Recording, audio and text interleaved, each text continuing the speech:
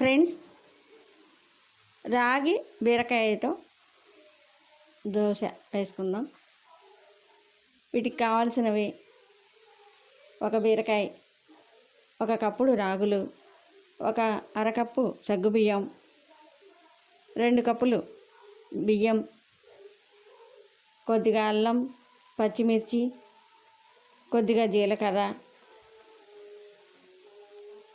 ముందుగా రాగుల్ని కొంచెం సేపు నానబెట్టి ఒక 2 గంటలు నానబెట్టేసి శుభ్రంగా కడిగేసి, బియ్యం, రాగులు, సగ్గుబియ్యం, అల్లం, మిర్చి, కొత్తిమీర, జీలకర్ర అన్నీ కలిపి బాగా మెత్తగా మిక్సీ పట్టేసేయాలి.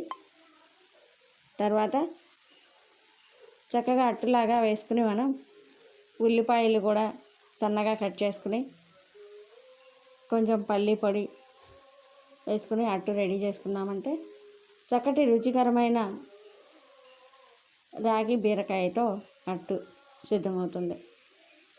మనం ఏదైనా నచ్చిన చట్నీ, బంగాళదుంప కర్రీతో సర్వ్ చేసుకోవచ్చు. రాగి పిండి అట్టు నల్లగా లేకుండా సగ్గుబియ్యం, బియ్యం కొంచెం వాడుతున్నాం కాబట్టి చక్కటి మంచి కలర్తో అట్టు వస్తుంది. రాగులు నచ్చని వాళ్ళకి ఇలా చేయొచ్చు. రాగులు తినటం వల్ల కాల్షియం మనకు అందుతుంది.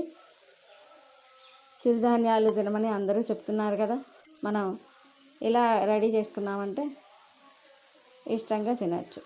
బీరకాయ కూడా డైజెషన్కి ఎంతో మంచిది. మనం బీరకాయని చిన్న ముక్కలుగా కట్ చేసుకుని మిక్సీలో వేస్తాం.